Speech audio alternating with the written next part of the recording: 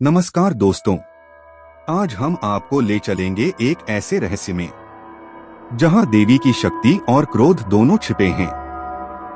कहते हैं जब धरती पर भयंकर अकाल पड़ा, जब वर्षा का हर स्रोत सूख गया, तब महाशक्ति ने अपने करकमलों से उत्पन्न किया एक ऐसी दिव्य शक्ति को जिसका नाम है ऐरावती योगिनी।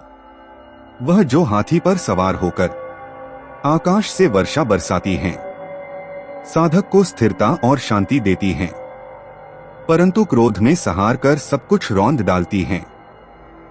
तो आइए तैयार हो जाइए, आज हम सुनेंगे ऐरावती योगिनी रहस्यमय अध्याय।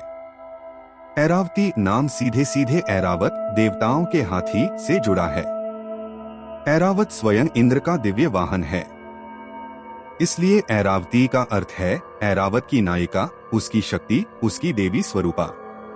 यह योगिनी हाथी की शक्ति, स्थिरता, धैर्य और जीवनदायिनी वर्षा की अधिष्ठात्री मानी जाती हैं। ऐरावती श्वेत वर्ण की हैं, यानी उनके शरीर से दूध जैसे उजले प्रकाश की आभा निकलती है। मुख हाथी के समान गजमुखी है। 4 भुजाएं हैं। एक हाथ में वर मुद्रा, अनुग्रह देने की मुद्रा।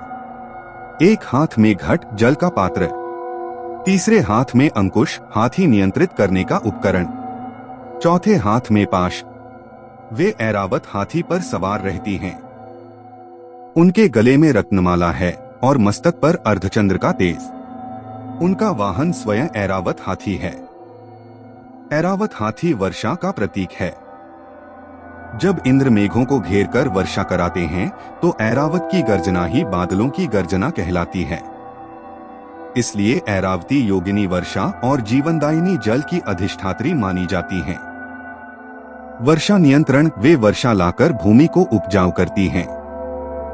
उर्वरता, खेत, पशु और मनुष्य सभी के जीवन में समृद्धि लाती हैं। स्थिरता और धैर्य, साधक को स्थिर मन, धैर्य और संकल्प शक्ति देती हैं। सुरक्षा, उनके हाथ में अंकुश और पाश साधक को बुरी शक्तियों से सुरक्षित रखते हैं। ऐरावती साधक को संतुलित जीवन देती हैं। वे मन की चंचलता को रोककर ध्यान में स्थिरता देती हैं। किसान और भूमिपति के लिए उनकी कृपा से खेत उपजाऊ होते हैं। श्वेत गजमुखी रूप का अर्थ है शांति, शक्ति, स्थिरता। उनकी साधना से साधक का मन भटकता नहीं, वह लक्ष्य की ओर अडिग रहता है। यदि साधना में त्रुटि हो तो वे अत्यधिक वर्षा लाकर बाढ़ और विनाश कर सकती हैं। यदि क्रुद्ध हो तो अकाल और सूखा उत्पन्न कर देती हैं। उनके शाप से साधक का मन अशांत और भ्रमित हो सकता है। ऐरावती का उग्र रूप ध्वंसकारी हाथी जैसा है जो सब कुछ रौंदकर नष्ट कर देता है। कालिका पुराण और योगिनी तंत्र में उल्लेख है कि जब महाशक्ति ने देवताओं की रक्षा के लिए 64 योगिनियों को उत्पन्न किया तो पूर्व दिशा की रक्षा के लिए उन्होंने ऐरावती को उत्पन्न किया।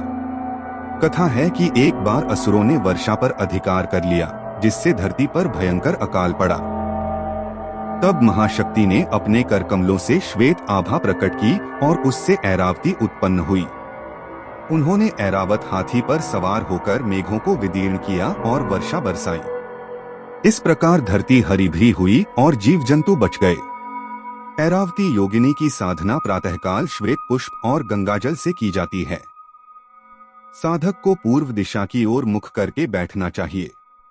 उनका बीज मंत्र माना जाता है ऐ ऐरावत्य नमः। साधना के लिए श्वेत वस्त्र धारण करना चाहिए। ध्यान करते समय साधक को कल्पना करनी चाहिए कि श्वेत हाथी पर सवार देवी आकाश से वर्षा बरसा रही हैं और साधक का जीवन शुद्ध कर रही हैं। तंत्र परंपरा में ऐरावती की शक्ति से वृष्टि अनुष्ठान किया जाता है जब अकाल पड़ता है। गुप्त साधक ऐरावती की साधना कर मनोनिग्रह और धैर्य प्राप्त करते हैं। कुछ तांत्रिक परंपराओं में उन्हें रक्षक देवी माना जाता है जो साधक को भूत प्रेत से सुरक्षित रखती हैं। ऐरावती योगिनी का प्रतीक है संतुलन। जैसे वर्षा का संतुलन जीवन को बचाता है और असंतुलन नाश कर देता है, वैसे ही मन का संतुलन साधक के जीवन को बचाता है। उनका हाथी रूप स्थूल शक्ति है, और उनका श्वेत रंग सूक्ष्म शांति है। अच्छा प्रभाव, घर में शांति और समृद्धि आती है। मानसिक स्थिरता और संकल्प शक्ति बढ़ती है। जीवन में वर्षा अर्थात अवसर आने लगते हैं। बुरा प्रभाव, यदि साधना नियम विरुद्ध हो तो परिवार में कलह और विनाश होता है। कभी कभी बार बार असफलता और मानसिक तनाव साधक को घेरे रहता है। ऐरावती योगिनी वर्षा और जीवन की अधिष्ठात्री देवी हैं। उनकी कृपा से जीवन फलता फूलता है और उनके क्रोध से धरती सूख जाती है। इसलिए साधक को चाहिए कि वे उनकी साधना अत्यंत श्रद्धा, नियम और पवित्रता से करें। दोस्तों, ये थी रहस्यमय कथा ऐरावती योगिनी की, जिसकी कृपा से जीवन में समृद्धि आती है और जिसके क्रोध से सब कुछ उजड़ भी सकता है। अगर आपको यह कहानी अच्छी लगी हो तो इस वीडियो को लाइक करना मत भूलिएगा। अपनी राय हमें कमेंट में जरूर बताइए और ऐसी ही और रहस्यमयी कथाएं सुनने के लिए चैनल को सब्सक्राइब करना बिल्कुल मत भूलना। याद रखिए, डर का अंत कहीं नहीं है। हर अंत के पीछे छिपा है एक नया रहस्य।